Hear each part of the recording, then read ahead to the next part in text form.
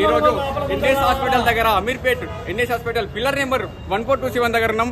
ఇక్కడ చూసుకుంటే సిచ్యువేషన్ చాలా ఘోరంగా ఉంది.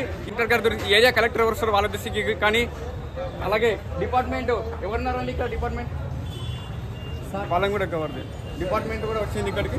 దయచేసి ఇలా ఉంది, దయచేసి అందరు కూడా గమనించాల్సిందిగా కోరుతున్నాం. సార్ 17,000 సార్, ఇది 17,000 ఏమైనా తీసుకుంటారు. 17,000 రూపాయలు బిల్లు మొత్తం కట్టించుకున్న తర్వాత బిల్లు అంతా 30,000 మొత్తం అంతే కట్టేసాం. తీరా కట్టేసిన తర్వాత లోపలికి వెళ్ళి చూస్తే మా వాడు చనిపోయి ఉన్నాడు. లోపల ఐసీయూలో 50 మంది ఉన్నారు. చనిపోయే ముందు ఒక్కలన్నా చూడరా, ఒక్కలైనా చూడాలి కదా. ఒకసారి మెడిసిన్ చూడన్నా, అవసరం లేనప్పుడు మనిషికి ఎందుకు ఇంత మెడిసిన్ రాయాలి? చూడండి సార్,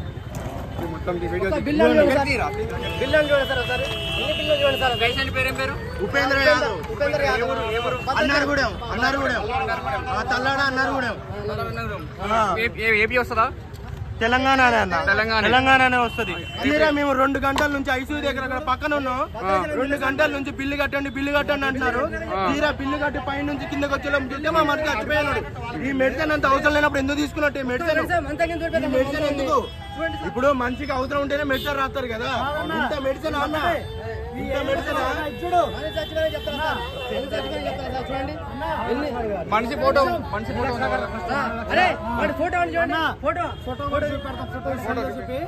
ఇది ఒక్కటే కారణం కాక బిల్లు డ్యూ 51,000 ఉంది. బిల్లు డ్యూ 51,000 ఉంది. 51,000 కాదు, మేము 10,000 ఇస్తా అన్నాం. 10,000 కాదు 40,000 ఇవ్వన్నారు. 40,000 కాదు 38,000 ఇవ్వన్నారు. 38 కాదు, మేము 15,000 ఇస్తా అన్నాం. చూడండి సార్, మొత్తం ఇన్ని బిల్లు కట్టాను సార్. 1 కాదు 2 కాదు, 3 లక్షల రూపాయలు కట్టించుకు సార్. మొత్తం డబ్బులన్నీ 3 లక్షలు, 1 రూపాయి 2 రూపాయలు కాదు, మళ్ళీ 30,000 లాస్ట్ మొత్తం కట్టినారు. రూపాయలు కూడా కట్టినారు సార్. మొత్తం లోపల హాస్పిటల్ పరిస్థితి నడితే ఏమని చెప్తారు? స్టాఫ్ ఏమంటారు? వాళ్ళు పట్టించుకుంటారు సార్, అసలు పట్టించుకోవట్లేదు. ఇది హాస్పిటల్ పేరు ఏం పేరు? ఇది మనం ఎన్హెచ్ఎస్ దగ్గర అమీర్పేట్ ఎన్హెచ్ఎస్ హాస్పిటల్ దగ్గర ఉన్నాము. దయచేసి విజువల్స్ చూసుకోవచ్చు. ఇది ఎన్హెచ్ఎస్ హాస్పిటల్. ఇక్కడ ఉన్న పరిస్థితి, ఇక్కడ ఉన్న 17,000 రూపాయలు సార్. ఇది 17,000 రూపాయలు అంటే ఇది ఈ మెడిసిన్. అంటే పేషెంట్ చనిపోయినాక ఇచ్చిరా మెడిసిన్? అంతమంది తీసుకున్నారు కానీ వాళ్ళు ఇయ్యలేదు, ఎక్కికుండా దాచారు. అదే మేము మనిషి చనిపోయింది. పేషెంట్ వాళ్ళ అమ్మ చూడండి, పేషెంట్ వాళ్ళ అమ్మ ఇలా రోధిస్తుంది చూసుకోవచ్చు. పేషెంట్ వాళ్ళ అమ్మ రోధిస్తున్నది చూసుకోవచ్చు. వీళ్ళ పేషెంట్ వాళ్ళ బాబాయ్ తన ఫోటో ఉందా అండి? సార్ అన్నం టిఫిన్ కూడా పెట్టలేదు సార్. అతనికి పక్కన పడేస్తారు సార్. అన్నం టిఫిన్ కూడా మీరు తీసుకుపోయింది కూడా తినడని చెప్తాను సార్. ఎప్పుడు చనిపోయిన బాబు మాకు చెప్పలేదు సార్. బిల్లు కట్టిన తర్వాత చనిపోయాడు. ఎప్పుడు చనిపోయి చెప్పలేదు సార్. మాతోటి బిల్లు కట్టినాక చెప్తాను చనిపోయింది. మీ లోపల చూస్తే చనిపోయింది సార్. మాకు తెలియదు ఆ సంగతి కూడా. బిల్లు కట్టకుండా చనిపోయింది కానీ చెప్పలేదు సార్ మాకు. సిచ్యువేషన్ హాస్పిటల్ పరిస్థితి, హాస్పిటల్ సిచ్యువేషన్ చూసుకుంటే ఇలా ఉంది. దయచేసి అధికారులందరూ కూడా ప్రభుత్వం ఏం చేస్తుంది దయచేసి ఆలోచించాల్సిన అవసరం ఉంది.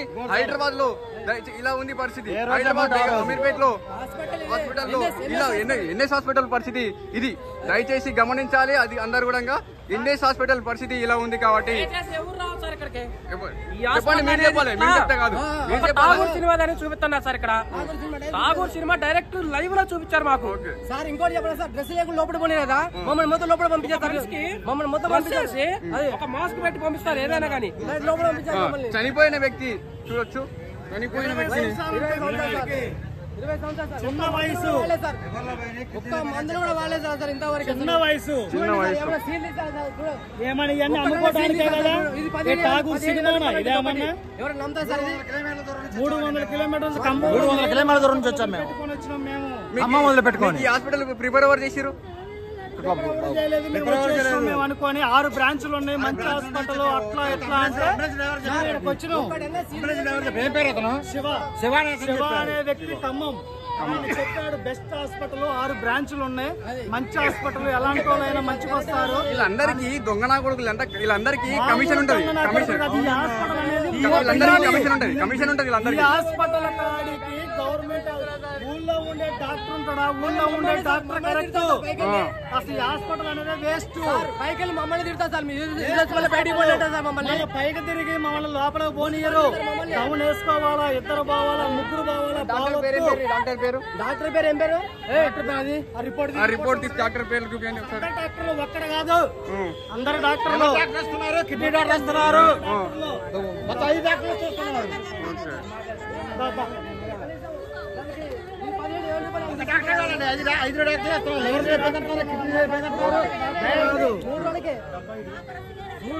అందరి పరిస్థితి అదే, మనం రోధించుకునేది అదే.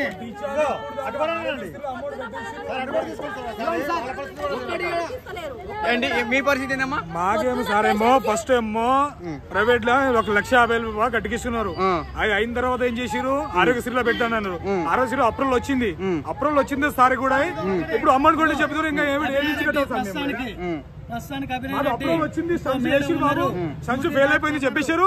ఆ డిశ్చార్జ్ అయిపోయిన తర్వాత మాకు డిశ్చార్జ్ కావాలని ఇప్పుడు దాకా డిశ్చార్జ్ కూడా కాలేదు. ఇప్పుడు దాకా జ్యోతి మేడం మధు అన్ని కూడా పొద్దుగాల నుంచి సార్ 12 గంటల డిశ్చార్జ్ అయితే మా మమ్మీ లోపలే ఉంది సార్. ఇప్పుడు డిశ్చార్జ్ కూడా కాలేదు. బట్టలు కూడా చేంజ్ చేసి డిశ్చార్జ్ కూడా అయిపోయింది. ఇప్పుడు దాకా కాలేదు సార్. మరి ఇప్పుడు దాకా డిశ్చార్జ్ కాలేదు. అమౌంట్ కట్టని చెప్పి సార్ ఆరోగ్యశ్రీలో పెట్టారు. ఆరోగ్యశ్రీ పెట్టిన తర్వాత ఎవరు? మేడం గారు, జ్యోతి మేడం గారు బూత్ మాటలు చూడండి. దయచేసి అధికారులు మాట్లాడాల్సిన మాటలు అవేనా? అధికారులు మాట్లాడాల్సిన మాటలు అవేనా?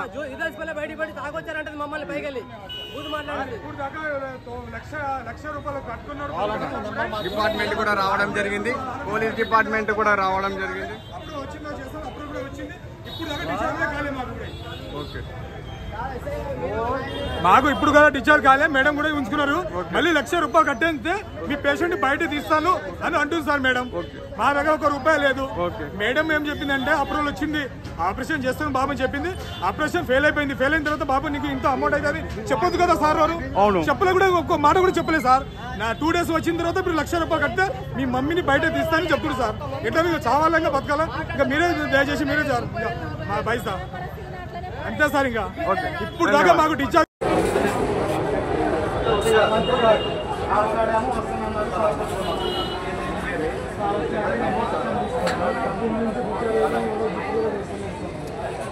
వేస్ట్ అన్నా, మీకు అర్థం కాలేదు.